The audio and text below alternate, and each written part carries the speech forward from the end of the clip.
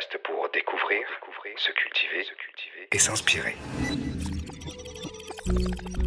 22 milliards de dollars de zakat pour éradiquer la pauvreté dans le monde. On en discute avec Mehdi Zidani du HCR. Bismillahir Rahmanir Rahim, wa salatu wa salam ala Sayyidina Muhammad wa ala alihi wa sahbihi ajma'in. Ashhadu an la ilaha illallah, wahdahu la sharika lah, wa ashhadu anna Sayyidina Muhammad sallallahu alayhi wa sallam. Salam alaikum wa rahmatullah, chers frères, chères sœurs, bonjour à toutes et à tous. On a le plaisir aujourd'hui de poursuivre sur le sujet de la zakat. Il y a quelques semaines, on a eu le plaisir de recevoir le professeur Moustapha Kastit qui nous a parlé lors de la sortie de son livre La Zakat aux éditions Le Renouveau de ce pilier de la religion musulmane. Il a fait un travail de recherche extrêmement intéressant dans lequel il nous permet d'en savoir beaucoup plus, notamment sur les avis et les opinions juridiques sur ce sujet de la zakat qui est relativement technique.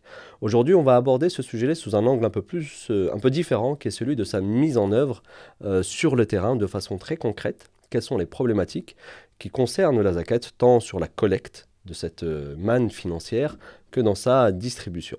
Et à ce titre, j'ai le plaisir de recevoir, alors moi-même, Boubacar Ajdir, en tant que modeste bénévole au sein de la plateforme Les Musulmans, au sein du pôle La Zakat. Aujourd'hui, j'ai le plaisir de recevoir donc Mehdi Zidani, qui nous vient de très loin. Barakallahu fik, Mehdi, d'être avec nous aujourd'hui. Alors Mehdi est responsable des partenariats au sein du secteur privé de la philanthropie islamique, au sein donc de l'Agence des Nations Unies pour les réfugiés. Et on a aussi avec nous aujourd'hui Ayoub Mathieu, salam alaikum, qui est responsable du pôle humanitaire au sein de la plateforme Les Musulmans. Alors Mehdi, avant de commencer, est-ce que tu peux nous en dire un petit peu plus sur ton activité au sein de l'Agence des Nations Unies pour les réfugiés? Bismillah wa salatu wa salam ala rasulillah. Salam alaikum wa rahmatullah. Oui, donc je fais partie du département des partenariats avec le secteur privé, c'est-à-dire avec toute organisation qui n'est pas gouvernementale, pour la région du Moyen-Orient et de l'Afrique du Nord. Et notre bureau est basé à Dubaï. Et c'est de là d'où est parti tout le travail sur la philanthropie islamique il y a quelques années de cela, au niveau international. Donc c'était parti comme une initiative régionale et maintenant c'est vraiment quelque chose qui est global. Donc la philanthropie islamique, on reviendra dessus, dont la zakat est un élément, c'est ça? Exactement. Okay. L'élément même majeur. Ayoub, Mathieu, alors est-ce que tu peux aussi nous en dire un petit peu plus sur le pôle humanitaire au sein de la plateforme Les Musulmans? Alors la plateforme donc, de l'humanitaire au sein de la plateforme Les Musulmans, donc c'est une des sous-plateformes de la plateforme Les Musulmans.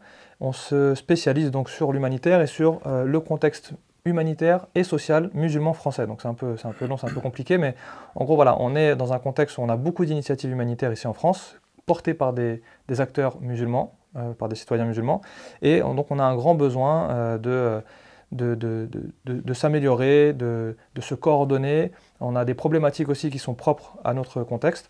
Donc la plateforme de l'humanitaire va travailler à justement répondre à ces problématiques et accompagner tous les acteurs, que ce soit les donateurs ou les porteurs de projets, sur les projets humanitaires. Très bien, très bien. Alors peut-être avant de commencer de parler, de rentrer dans le vif du sujet sur les problématiques opérationnelles, Mehdi, est-ce que tu peux s'il te plaît juste nous rappeler rapidement qu'est-ce que la zakat et en quoi ce pilier-là est important? Comme tu as dit, c'est un pilier de l'islam, ce qui veut dire que non seulement c'est une obligation, mais c'est l'une des obligations majeures de l'islam pour tout musulman qui en a les besoins.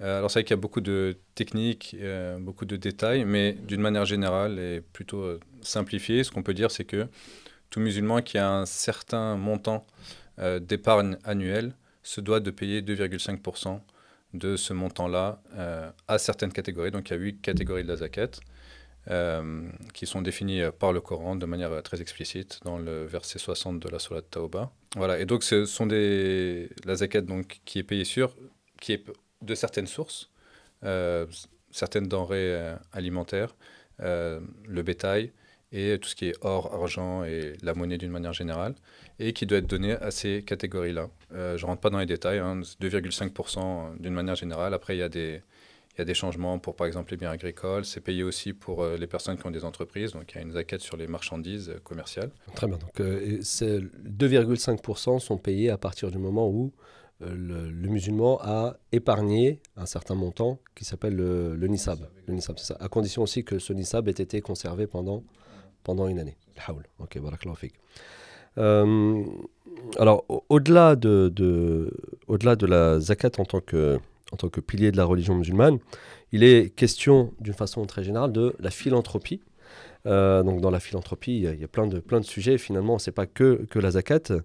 Ayoub, est-ce que tu peux, toi, nous en dire un petit peu plus sur justement en quoi la zakat se distingue un peu de la vision plus globale de la philanthropie? Alors justement, par rapport à la philanthropie, il y a déjà un point que je voudrais soulever ici, attirer notre attention sur une chose, c'est que la philanthropie, c'est donc le principe d'avoir un amour pour l'humanité et d'agir de façon désintéressée. Là où la philanthropie islamique, donc ça c'est un terme qui est un peu nouveau, la philanthropie islamique, va se distinguer de la philanthropie, c'est que nous, déjà, cette zakat, c'est une prescription religieuse, et donc on est dans une adoration. Donc là, on se distingue de la philanthropie communément appelée, où on a un acte désintéressé qui cherche à améliorer le sort de l'humanité. Là, nous, on rentre dans une sphère encore supérieure, qui est celle de la philanthropie, mais qui est une adoration. Et en fait, quand on parle de zakat, on parle d'adoration. On parle de prescription religieuse. Donc ça, c'était vraiment le premier point que je voulais soulever, parce qu'il y a une nuance quand même pour nous, et là je rentre vraiment dans mon rôle du contexte musulman français, pour les acteurs associatifs, de prendre conscience qu'on ne fait pas seulement de la philanthropie islamique, on fait surtout des adorations. Et donc d'où la responsabilité et l'importance de la zakat dont on va parler aujourd'hui. Une dimension spirituelle forte, c'est ce que tu veux souligner, qu'on ne va pas retrouver dans la philanthropie d'une façon très générale. Okay. Donc voilà, on sait que la zakat, c'est un potentiel économique et avec un impact social et économique qui peut être très très fort au niveau international et même pour nous au niveau français. Dans le rapport justement du HCR en 2020, il disait qu'ils étaient parvenus à collecter 1,5 million de dollars juste au Canada et aux États-Unis. Voilà, pour avoir vu le Canada, la communauté musulmane française est, je pense, plus dense que la communauté là-bas. Donc ça nous laisse penser du potentiel économique qu'on peut avoir de la zakat. On reviendra sur ce potentiel économique-là, mais juste pour rester sur la philanthropie islamique, donc là tu l'as abordé sous l'angle effectivement important qui est celui de la spiritualité, mais aussi en tant qu'outil, Mehdi, qu'est-ce qu'on entend par philanthropie islamique? Il y a la zakat, mais il y a également d'autres outils qui sont utilisés. Est-ce que tu peux en dire un petit mot? Oui, donc les majeurs, il y a la zakat, il y a tout ce qui est sadaqa après. Mais sadaqa après, ça entre dans plusieurs types de campagnes. Par exemple, nous on a des campagnes pendant le mois de Ramadan, avant l'Aïd aussi pour Zul Hijjah et pour l'Aïd, donc tout ça rentre dans tout ce qui est sadaqa en fait. Il y a aussi le waqf, évidemment, sur lequel justement là récemment on a lancé un fonds global islamique pour les réfugiés en partenariat avec la Banque islamique de développement et qui a une grosse partie de waqf. Alors waqf, c'est juste pour permettre à nos auditeurs de comprendre c'est quoi ce terme un peu technique. Donc un waqf en fait c'est un système où vous prenez un bien ou même du cash que vous mettez à un endroit en fait et vous n'avez plus accès à ce cash là et les profits qui sont générés par cet investissement là sont utilisés pour une cause spécifique. Donc nous concrètement c'est dire quoi? C'est-à-dire qu'il y a un fonds, on met de l'argent dedans pendant 10 ans et pendant 10 ans tous les profits qui sont collectés vont pour financer des projets humanitaires, sachant qu'on n'a pas accès à ces fonds-là pendant 10 ans. Ok, donc c'est une forme d'immobilisation en fait, d'un investissement et le gain généré par cet investissement reste chez les bénéficiaires auxquels il a été destiné. C'est ça. En termes d'outils aussi, nous on a ce qu'on appelle les fonds de purification, donc les banques islamiques ou les fonds d'investissement islamiques. Quand ils font des choses qui ne sont pas islamiques, ils sont censés donner cet argent-là à des organisations caritatives. Donc c'est quelque chose aussi qu'on inclut. Après, il y a du point de vue, il y a les soukouks aussi. Alors juste pour que ce soit clair vis-à-vis de nos auditeurs, parce que quand tu dis, en tant que spécialiste, quand tu parles de la purification, et quand tu dis que les banques islamiques font des choses qui ne sont pas islamiques, il faut juste, pour pas perdre nos auditeurs, juste préciser en fait qu'il s'agit là, effectivement, de temps en temps, il y a un certain nombre d'investissements qui sont réalisés, et le contexte des marchés financiers, le contexte global fait que malheureusement, tout ne peut pas être 100% islamique. Et donc parfois quand les investissements sont entre guillemets entachés d'impureté parce qu'on a fait des placements qui ont généré du riba ou des choses comme ça, les ulama disent qu'il faut se débarrasser de ce gain considéré comme impur et donc c'est ce qu'on appelle le mécanisme de purification. Non, c'est bien que tu précises. Il y a aussi tout ce qui est par exemple quand une personne est en retard sur ses paiements, les frais qui sont prélevés.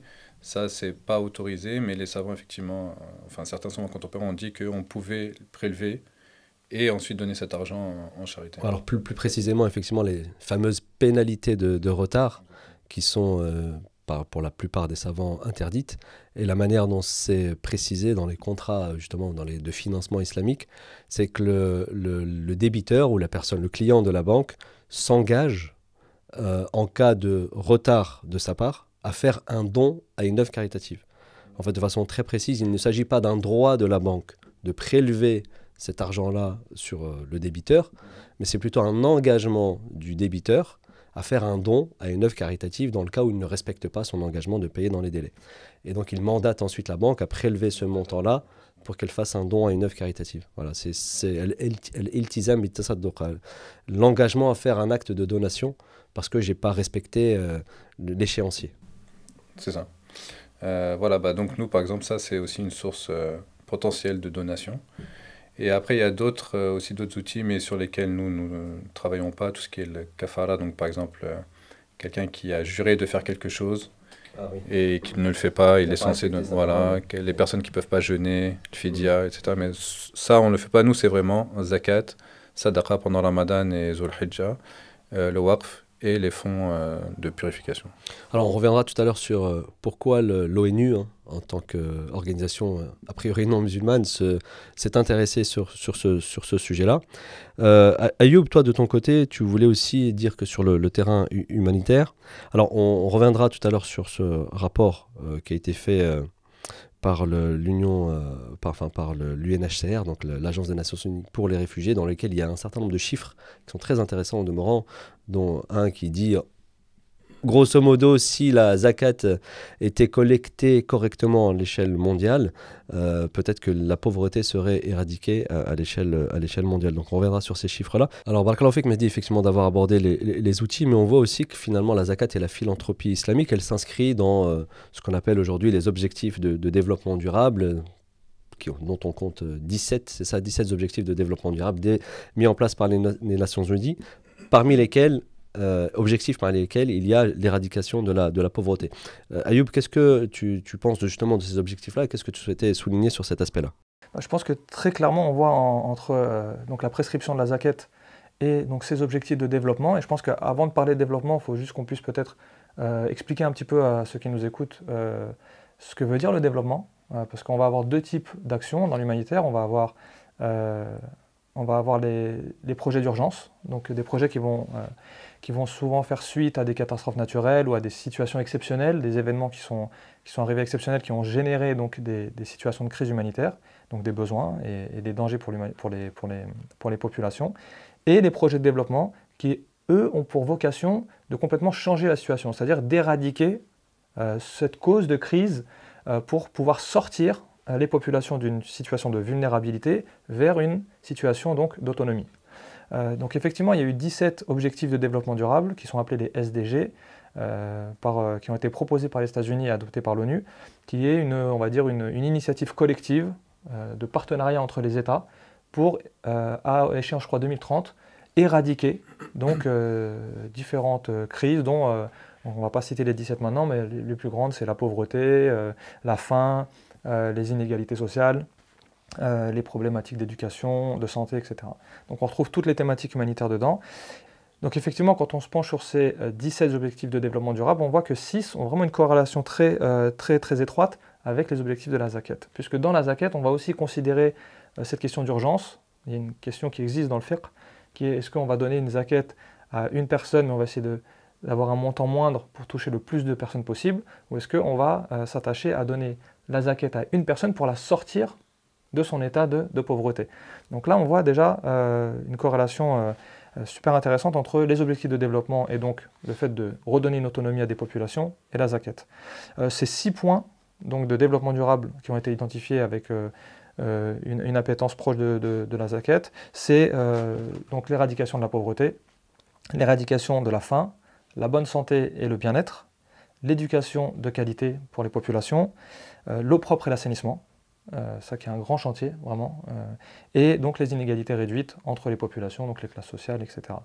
Donc effectivement, voilà, la zakat c'est un outil puissant c'est un outil puissant et qui peut répondre donc à des enjeux internationaux et cruciaux pour l'humanité. Effectivement, beaucoup de convergence finalement, et ce qui est intéressant, c'est que ça ne concerne pas finalement que ces préoccupations ne sont pas prises en compte que par les musulmans, donc c'est aussi important de le souligner. Alors, le potentiel de la zakat, on va en parler de façon un petit peu plus peut-être chiffrée. Aujourd'hui, alors, dans le contexte franco-français, on n'a pas d'études qui nous permettent de mesurer quels sont les besoins, quels sont le nombre de bénéficiaires, etc., etc. Mais à l'échelle internationale, il y a des initiatives qui ont été prises, et notamment au sein de l'Agence des Nations Unies pour les réfugiés. Il y a un rapport qui existe en anglais, je crois. Mehdi, tu me corrigeras, je ne sais pas s'il existe en français, mais il me semble qu'il existe pour l'instant qu'en anglais et en arabe.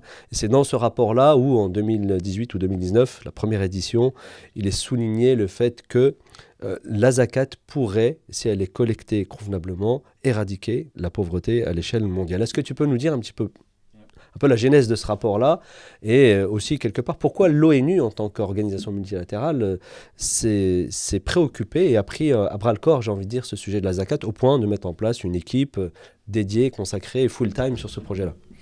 Oui, donc ça, ce rapport avait été publié en 2019 lorsqu'on avait lancé le fonds de zakat pour les réfugiés, et ça venait après 2 ans d'un programme de zakat qui était plus un programme pilote en fait pour voir à peu près les réactions que ça allait susciter, comment ça allait marcher. Et même ce pilote, il était venu après qu'il y ait eu un travail en amont avec un certain nombre d'organisations islamiques, enfin surtout un partenaire qui était allé demander des fatwas pour nous pour savoir est-ce que en tant qu'organisation non islamique on avait le droit de collecter et de distribuer cette zakat. La conclusion étant que oui, vous avez le droit à condition que vous respectiez 2 choses. La première, c'est que ça doit aller aux personnes éligibles à recevoir la zakat, notamment les catégories. Et ça, ce n'était pas vraiment un problème, entre guillemets, puisque les populations réfugiées musulmanes, bon, forcément, elles sont fuqara, masakin, enfin ceux qu'on soutient de toute façon. Donc elles rentraient dans au moins 4 catégories. Les réfugiés, de toute façon, par définition, ouais. Voilà. Quasiment. Ouais. Je veux dire, la plupart sont endettés puisque ils n'ont pas forcément eu le temps de récupérer ce qu'ils ont dû dépenser. Les personnes il y a même Abn Sabil, donc les personnes qui sont en voyage et qui n'ont pas accès à leur argent pour pouvoir retourner chez eux. Donc il y a un certain nombre de catégories dans lesquelles, même plus que 4, dans lesquelles les réfugiés tombaient. Et la deuxième condition, c'était qu'on n'avait pas le droit de couvrir nos coûts avec les fonds de la zakat. Et c'est pour ça qu'on a mis en place une distribution de 100% de la zakat qui est collectée et distribuée directement aux populations. D'accord, donc vous-même, votre département, lui, ne bénéficie pas en tant que gestionnaire de la zakat, parce qu'effectivement, les gestionnaires de la zakat sont aussi des ayants droit de la zakat. Mais donc les fatwas, parce que tu as parlé de fatwas, donc vous êtes allé chercher et vous avez consulté officiellement des savants, lesquels, dans quel pays? Donc il y a le conseil de la fatwa du Maroc, par exemple. Il y a Conseil supérieur des ulama, oui. Exactement. Okay. Dar el-Ifta al-Masriya d'Égypte. Il y avait aussi une Dar el-Fatwa au Yémen, à Tarim. Et puis ensuite, après, là, on a plus d'une dizaine de fatwas. Donc il y a l'organisation, moi j'ai les noms en arabe, mais le Majma' al-Fiqh al-Islami al-Dawli, donc de l'organisation de la coopération islamique. Ils sont en Arabie Saoudite. C'est ça. Ouais. L'autre en Arabie Saoudite aussi, qui est le Majma' al-Fiqh al-Islami, qui lui dépend de la Ligue islamique mondiale. Il y a l'Azhar aussi qui nous a fait une fatwa.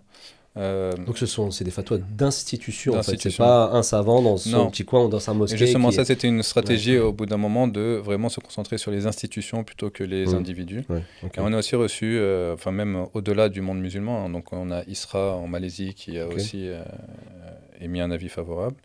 On a aussi au Canada le conseil des imams du Canada. Donc, vous êtes allé aux 4 coins du monde chercher les opinions qui finalement convergeaient sur... Donc, vous pouvez collecter la zakat.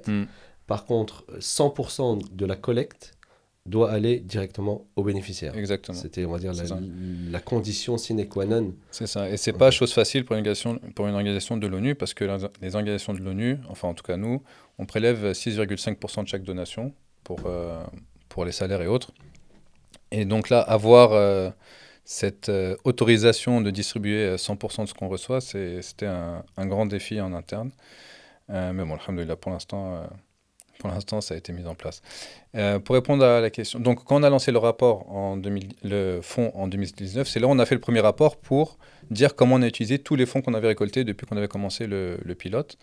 Et effectivement, il y a une étude qui a été faite par notre partenaire à l'époque, Dinar Standard, donc qui est basé aux États-Unis et à Dubaï. Et donc, ils ont essayé de faire une estimation de la zakat. Alors, pour être très franc, personne ne sait vraiment combien la zakat représente au niveau mondial. Il y a plusieurs études qui ont été faites. Nous, celle qui a été faite par notre partenaire, elle disait qu'il y avait à peu près 76 milliards de dollars qui étaient récoltés, effectivement, chaque année, et que le potentiel, c'était 356 milliards, à peu près. D'accord. Les 76 milliards, je pense qu'ils ont dû faire un focus sur les pays musulmans. Ouais, c'est ça, exactement. C'est ça. Ok.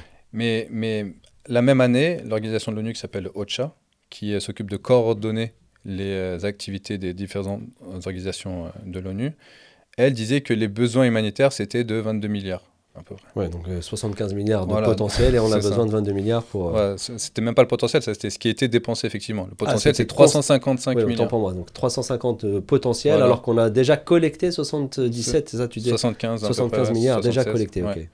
Et pour des besoins humanitaires qui... c'est-à-dire que vous prenez en fait 10% du potentiel de la zakat et vous avez réglé les problèmes humanitaires. Bon, c'est facile à dire, mais, Ouais, c'est vrai que c'est facile à mais dire. pour juste donner des ordres de grandeur. Et ce que je veux dire, c'est que 350 milliards, c'est presque un chiffre conservateur. Il y a d'autres études qui ont été faites par la Banque islamique mondiale. Elle disait 500 milliards. La Banque islamique de développement, tu veux Pardon, dire la Banque islamique de développement, ouais, pardon. À Jeddah qui disait 500 milliards. Il y en a d'autres qui vont même jusqu'à 3000 milliards de dollars. Bon, ça me paraît un peu optimiste, mais voilà, disons que 350 milliards, c'est un chiffre conservateur pour dire le potentiel de la zakat. Donc dans ce contexte-là, de ce gros potentiel d'un côté et des gros besoins du monde musulman en particulier de l'autre, il y avait sens à mettre en place un fonds pour faire le lien entre les deux.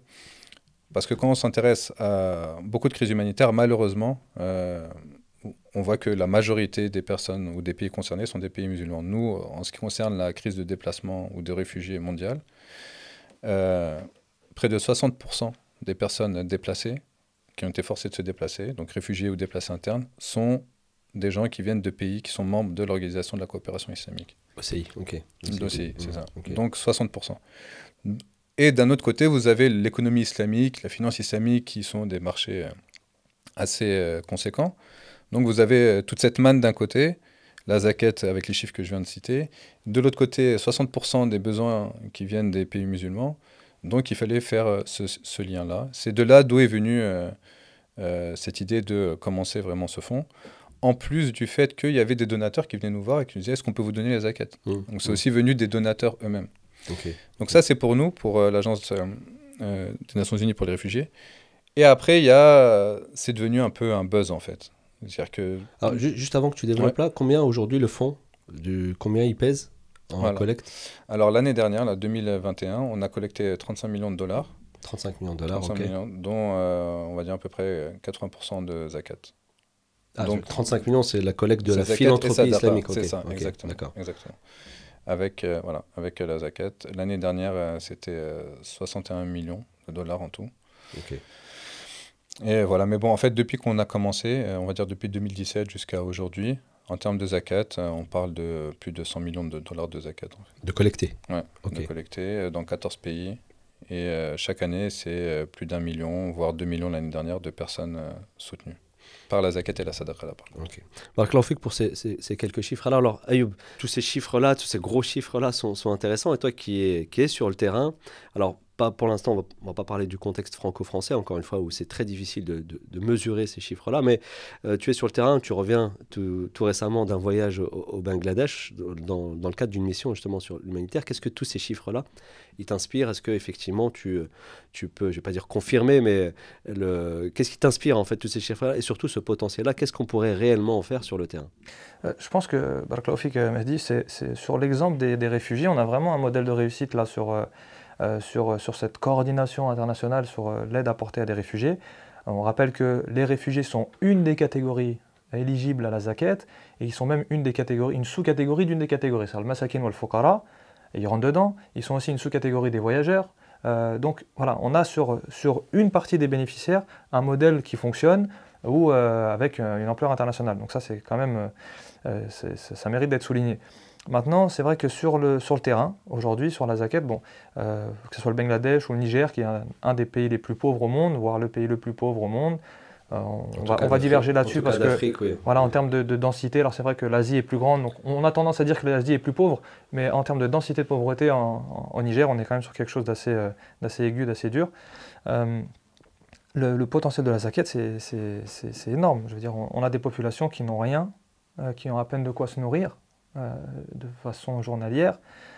Voilà, en entendant ces chiffres-là, j'avais lu aussi, je crois, dans le rapport, une projection à 300 milliards possibles en collectant la zakat au niveau international. Enfin, ça laisse vraiment optimiste sur les capacités qu'a la communauté musulmane à répondre déjà à sa prescription religieuse et en plus de ça, à aller soulager véritablement des populations qui vivent dans des conditions extrêmement, extrêmement difficiles. On voit au Niger, le simple fait de pouvoir assister une personne dans un commerce, l'aider à lancer une petite activité. Et quand on parle de commerce, on doit sortir des paradigmes qu'on a nous ici en Europe et dans les pays développés. On va parler de quelqu'un qui va vendre quelques produits au bord de la route et qui va permettre de nourrir sa famille. Voilà. On ne parle pas de boutique, on ne parle pas d'import-export, on va parler vraiment d'activités artisanales qui nous demandent pas grand-chose et qui pour eux peuvent changer leur vie, littéralement. Donc oui, sur le terrain, on sent vraiment cette nécessité de la zakat. Alors, ce que j'entends en fait là, surtout dans ces chiffres-là, et donc on a deux choses. On a les chiffres, le potentiel, le réalisé, les besoins qui sont effectivement énormes. Et la principale problématique dans tout ça, c'est comment institutionnaliser la zakat. Alors, est-ce qu'elle peut être institutionnalisée à l'échelle mondiale? Peut-être pas, mais au moins à l'échelle de chaque État. Théoriquement, chaque État dit musulman doit prendre ses responsabilités sur la collecte et la distribution de la zakat. Malheureusement, dans les faits, on fait plutôt n'ont pas pris à bras le corps ce sujet-là. Oui, alors effectivement, il y a plusieurs pays musulmans qui ont pris l'initiative d'institutionnaliser effectivement la zakat. L'exemple de l'Arabie Saoudite est le plus clair, c'est-à-dire que eux, c'est une taxe comme toute autre taxe pour les entreprises. Donc, vous donnez votre zakat au gouvernement. Et alors, ce qui est intéressant, par contre, en Arabie Saoudite, c'est que donc il y avait cette institutionnalisation-là et cette obligation, en fait, par la loi, de payer la zakat pour les entreprises, mais ce n'est pas le cas pour les individus. Donc là, ce qu'on est en train d'observer sur entre guillemets, le marché de la zakat en Arabie Saoudite, c'est que vous avez plusieurs organisations gouvernementales qui lancent leur propre plateforme pour collecter des fonds, dont la zakat.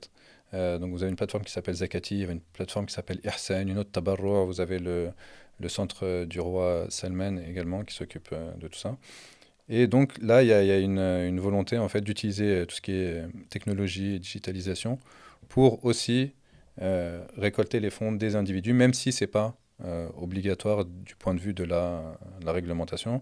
Il y a aussi des exemples très intéressants en Malaisie. Alors d'abord, je vais rester dans les pays du Golfe, au Koweït. Donc au Koweït, les entreprises doivent payer 1% de zakat à l'État, ça c'est par la loi, et puis le reste, ils ont le choix. Un prélèvement obligatoire au titre de la zakat qui est de 1%. C'est ça, ouais. Et comme la zakat c'est 2,5%. Voilà, après pour les 1,5%, ils sont libres de donner à qui ils veulent. Ouais, donc le musulman libre, ok. Voilà. Après, vous avez par exemple la Malaisie, où effectivement, par exemple, les banques islamiques récoltent la zakat de leurs employés et ils les donnent à l'État. Quand ils font ça, ils ont des réductions fiscales. Enfin, il y a tout un système qui est mis en place pour cela.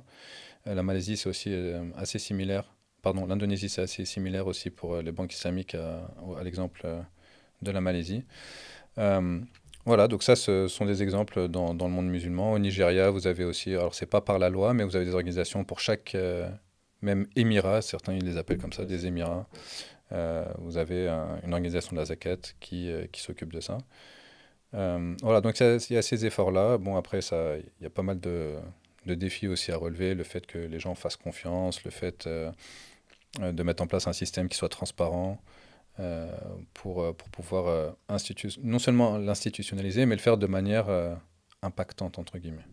Même dans certains pays non musulmans, tu me disais... Oui, dans certains pays non musulmans, donc les communautés musulmanes ont pris le devant pour s'organiser. C'est plutôt des initiatives privées pour le coup. Oui, exactement. En Afrique du Sud, ils ont une Zakat House, donc une organisation de la Zakat qui s'appelle Sanzaf. L'année dernière, ils ont distribué à peu près 8 millions de dollars, je crois, juste de Zakat, qui est quand même très bien organisé. principalement distribué localement. Et les besoins de toute façon sont assez élevés là-bas. En Angleterre, vous avez la National Zakat Foundation et d'autres. C'est-à-dire que toutes les organisations musulmanes, si vous voulez, récoltent la zakat, mais ce qu'on voit avec la National Zakat Foundation ou Sanzav, c'est qu'en fait maintenant on a des organisations qui se spécialisent vraiment sur le sujet de la zakat et au niveau local aussi. Je veux dire, quand on parle de l'Angleterre par exemple, tu parlais tout à l'heure du Canada, quand on parle de l'Angleterre, pendant Ramadan, on parle de 150 millions de pounds qui sont récoltés. Pas que de la zakat, mais des musulmans en fait. Ouais. Effectivement, ce qu'on observe aussi, ce qui est intéressant, c'est que ça commence local, et puis après, progressivement, eux-mêmes s'internationalisent. Exactement.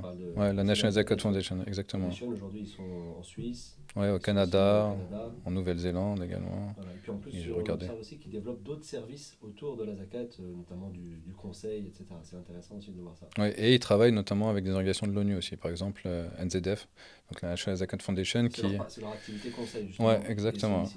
Ouais. Qu'est-ce qu'ils ont fait pour le... Avec l'UNRWA. Donc l'UNRWA, c'est l'organisation de l'ONU qui s'occupe des réfugiés palestiniens. Donc nous, on s'occupe des réfugiés, tous les réfugiés, mais les Palestiniens ont leur propre organisation de l'ONU, en fait, qui s'occupe d'eux.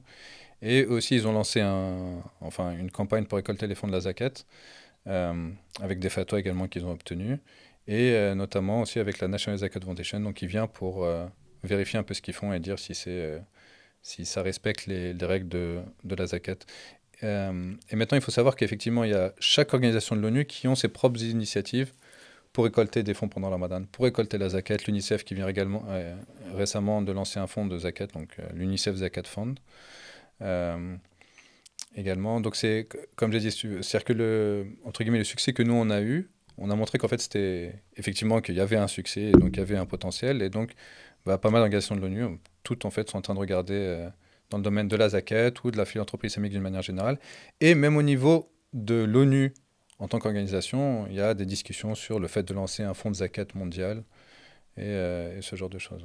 Du coup, vous essayez aujourd'hui même de vous adresser directement aux particuliers en tant qu'agence aujourd'hui, ou vous restez uniquement dans une optique entre institutions? Alors non, c'est vrai que dans la région du Moyen-Orient, on récolte aussi les fonds chez les individus. Donc on a un peu les deux volets. Le volet institutionnel, on a des partenaires, on leur dit, écoutez, on va distribuer votre zakat, vous n'allez rien payer, c'est 100% qui va chez les bénéficiaires. Et donc on a pas mal de partenariats. On fait des campagnes en partenariat avec ces organisations-là, au Koweït par exemple, ou autres. Et il y a aussi le volet effectivement individu, où là, c'est les gens qui vont sur Internet donner. Et on a aussi lancé une application l'année dernière pour donner la zakat directement à partir de son portable. D'accord, c'est juste pour la partie donation, est-ce qu'on peut aussi suivre il y a eu aussi ce défi-là de la confiance et de la traçabilité. Ouais. Est-ce qu'il y a aussi des outils qui ont été développés dans ce sens-là? Oui, alors on a donc les rapports qu'on publie nous chaque année, 2 rapports annuels et mi-annuels. On a également un partenaire qui chaque année revoit ce que nous avons fait, voit comment ça se passe et il publie un rapport. On a... Audit. Voilà, audit c'est un grand mot. Parce que il y a un point légal ici qui est que les organisations de l'ONU ne se font pas auditer par des audits extérieurs. Okay. On a notre propre organisation de l'ONU qui audite en fait. Voilà, donc il y a ça au niveau de la transparence. On fait des rapports aux gros donateurs, même les autres. C'est-à-dire qu'on dit que voilà, votre argent est allé là. Et il y a tout aussi un système qui est mis en place que les gens ne voient pas pour s'assurer que effectivement les fonds qui sont récoltés à la zakat sont dédiés à tel pays pour telle activité qui respecte les conditions de la zakat. Donc tout ça, c'est un gros travail à faire en interne également. Voilà, Claude m'a dit donc de nous avoir partagé cette expérience. Alors Ayoub, nous sur le terrain franco-français, qu'est-ce que toutes ces expériences internationales, déjà toi t'inspirent parce que tu es sur le terrain, et à ton avis, qu'est-ce qu'il faut faire? Moi, quand j'entends ça, on pense aux bénéficiaires, on se dit, bon, alhamdoulilah, ils ont une aide qui leur parvient. Et puis en même temps, pour être honnête avec vous, j'ai quand même une sorte de frustration en me disant, mais pourquoi est-ce que la communauté musulmane n'a pas été précurseur en fait, sur ces initiatives-là? C'est sûr que quand on parle de la zakat, on se projette sur des pays qui sont dans des situations de crise assez aiguës, notamment sur des besoins fondamentaux comme la nourriture ou l'abri et la santé. Et la zakat, on se projette facilement en se disant, voilà, quand on est conscient du potentiel économique que représente la zakat, parce qu'avec les chiffres qui sont donnés dans le rapport, on se dit qu'on doit même nuancer ces chiffres-là, parce qu'on a peut-être une partie de la communauté même qui ne verse pas sa zakat elle-même, qui n'est pas consciente de cette obligation-là, ou qui le fait mal. Donc je pense qu'on est même au-delà des estimations qui sont faites. Aujourd'hui, la zakat elle-même, elle est collectée par les associations. Et ça, c'est un point important. C'est-à-dire que notre besoin aujourd'hui, il n'est pas sur créer une énième structure qui collecterait la zakat elle-même. Le problème de la collecte de la zakat elle-même n'est pas la problématique primordiale et fondamentale dans cette question-là. On a des associations qui collectent la zakat elle-même. Le problème qu'on a, nous, c'est sur l'utilisation de cette zakat elle-même. On a donc une double problématique, qui est qu'on a une zakat elle-même qui est distribuée de façon informelle le plus souvent.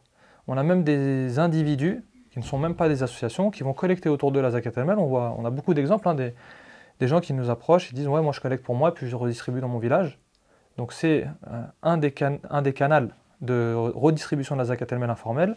On a des associations qui vont collecter zakat elle-même et également vont la redistribuer de façon informelle sur le terrain, c'est-à-dire de façon totalement autonome, sans avoir une connaissance démographique du lieu de redistribution, des besoins et des populations locales.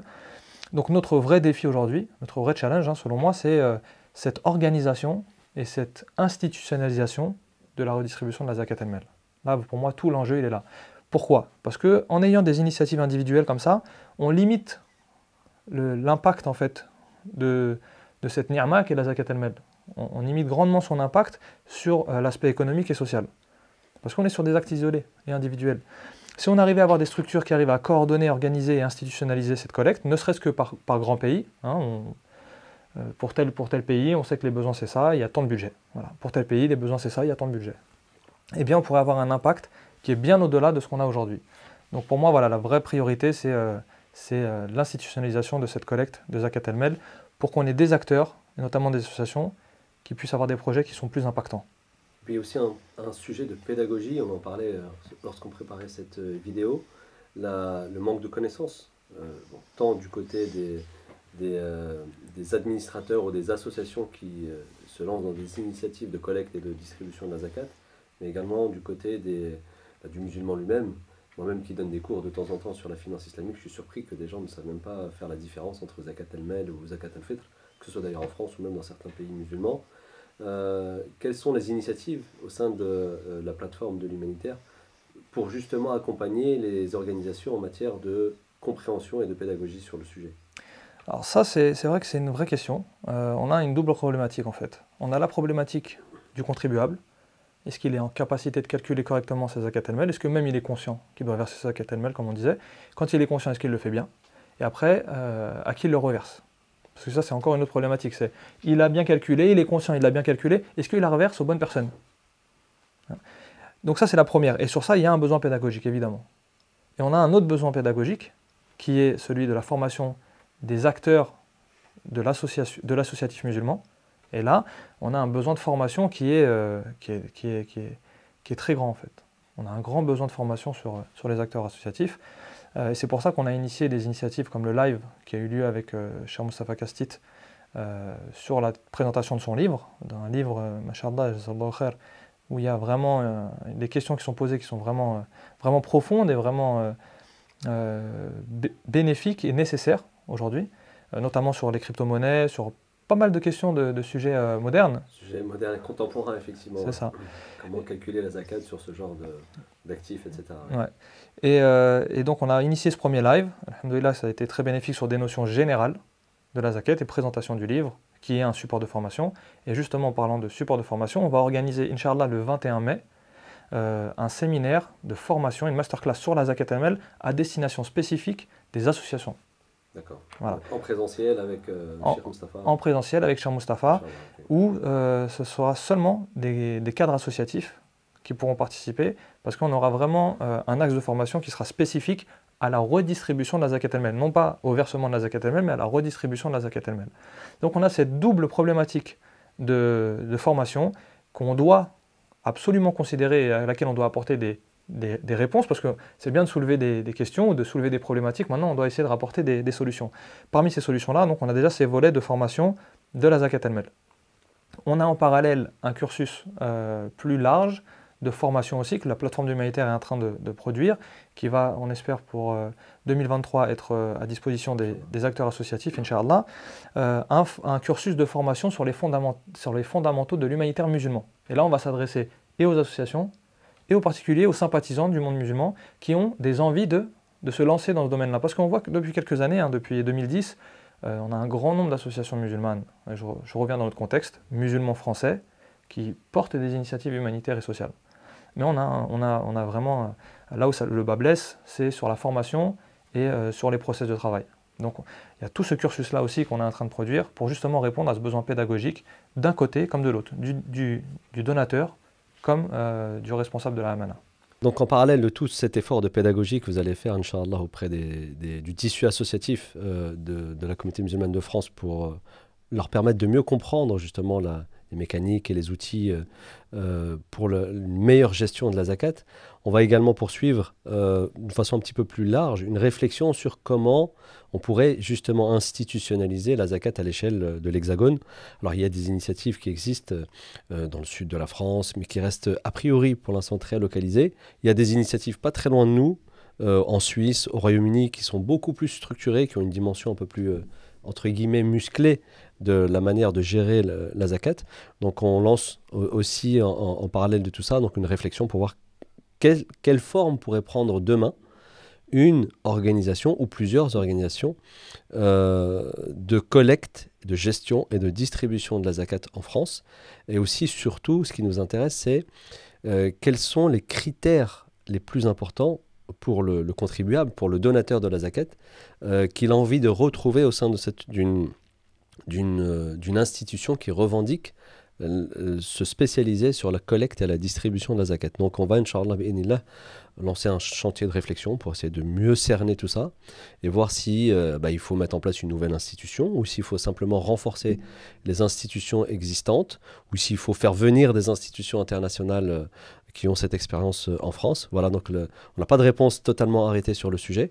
En tout cas, le sujet est vaste. Alhamdulillah, il est surtout extrêmement passionnant. Mahdi, on te remercie infiniment de nous avoir rendu visite. On sait que tu es de passage à Paris, que tu viens de loin et que tu repars très prochainement. Donc cette expérience internationale a été très intéressante. Ayoub, si barakallahu fik pour ta contribution dans cette vidéo. Chers frères, chères sœurs, merci à vous de votre intérêt. On vous dit à très bientôt, Inch'Allah. Wassalamu alaikum wa rahmatullahi wa barakatuh.